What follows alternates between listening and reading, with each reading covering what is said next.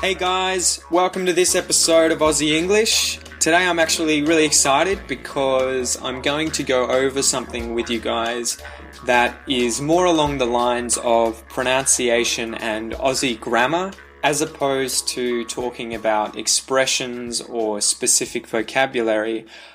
Today I want to talk to you about how we speak and how we shape certain sentences and change our pronunciation as we increase the speed at which we talk.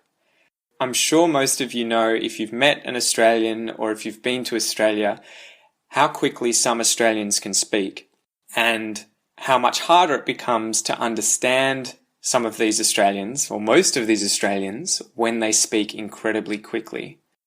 It's one of those things that I think is the case in any language, not just English or Australian English. But obviously, I know Australian English better than I know other languages. So it's and the context of this podcast is Australian English, so that's why we're talking about it. Anyway, so I think part of the reason Australians are harder to understand when they speak quickly is because we do change the sounds that we use.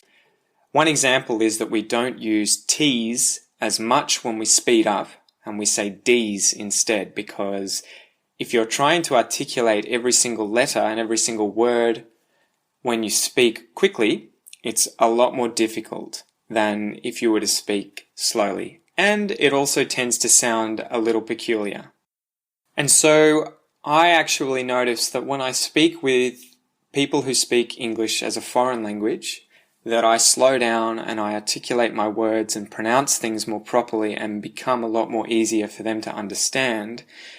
But subconsciously, when I'm around other Australians, I really speed up the way that I speak and the way that I pronounce things.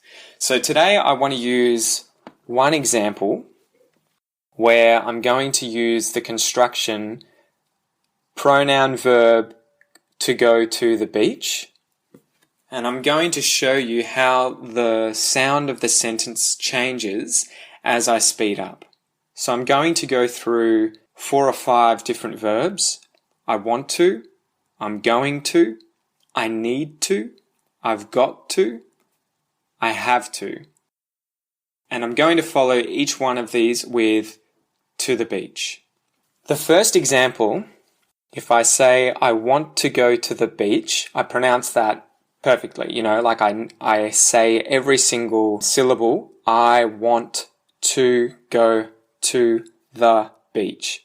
But when I speed up, I can't do that. I can't articulate each one of those. So I say, so I want to go to the beach becomes I want to go to the beach becomes I want to go to the beach.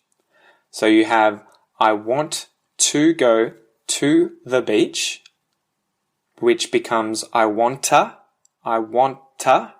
go to the beach. I want to go to the beach, which then becomes I wanna go to the beach. I wanna go to the beach. I wanna go to the beach. I wanna go to the beach. I want to go to the beach. I want to go to the beach. So you can see when you speed it up, that's how I would speak when I speak quickly. Hey mum, hey dad, I want to go to the beach. I would never say, hey mum, hey dad, I want to go to the beach, because it requires a lot more effort for me to say, I want to go to the beach incredibly quickly like that. So it's a lot easier to say, I want to go to the beach. So another example with I'm going to go to the beach. We'll go through that. I'm going to go to the beach. This is at slow pace. I'm going to go to the beach, which becomes I'm going to go to the beach. I'm going to go to the beach. I'm going to go to the beach. So it's that goin' to. And then when you go really quickly, it becomes gonna.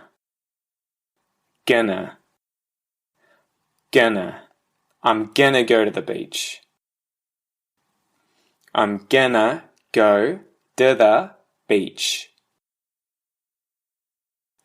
So you'll notice also that the to the becomes a to the.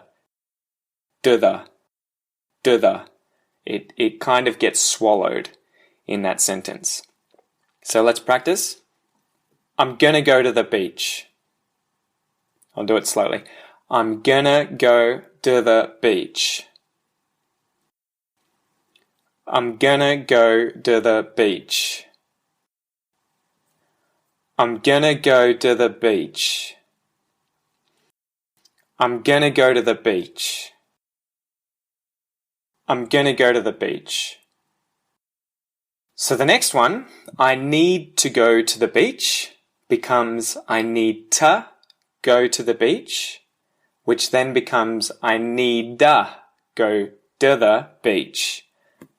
I need to go to the beach. I need to go to the beach. I need to go to the beach. I need to go to the beach.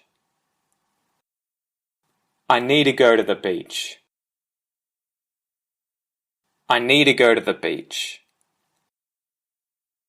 So now we'll do I've got to go to the beach, going slowly.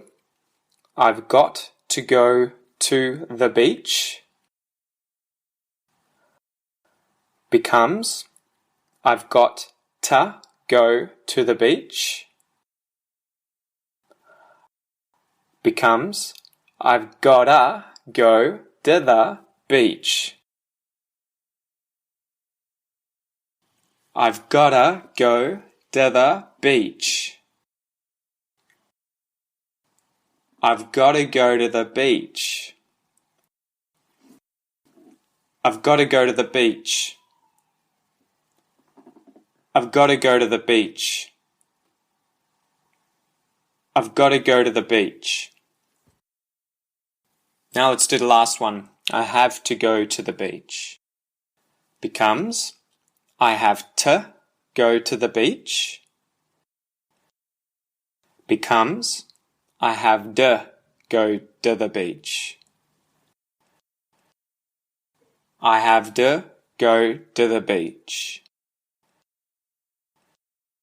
I have to go to the beach. I have to go to the beach. I have to go to the beach. I have to go to the beach. Awesome, awesome. And now we'll finish it off with where are you going? This is what may be asked before you say, I'm going to go to the beach. Where are you going? However, this often gets shortened to where you going. And the reason that it gets shortened to where you're going is because it's a lot harder to say where are you going when you speak quickly. So, whereas saying where you going is a lot easier. So the 4 steps that go from where are you going to where you're going are where are you going? Obviously no change. Where are ya going?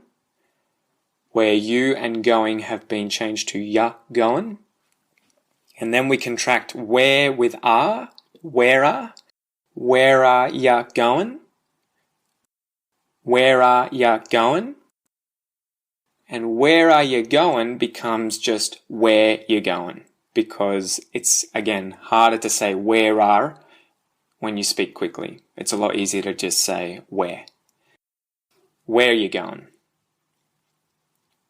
Where you going? Where you going? Where you going? Where you going? And you can answer this with, I'm going to the beach. I'm going to the beach. I'm going to the beach. I'm going to the beach.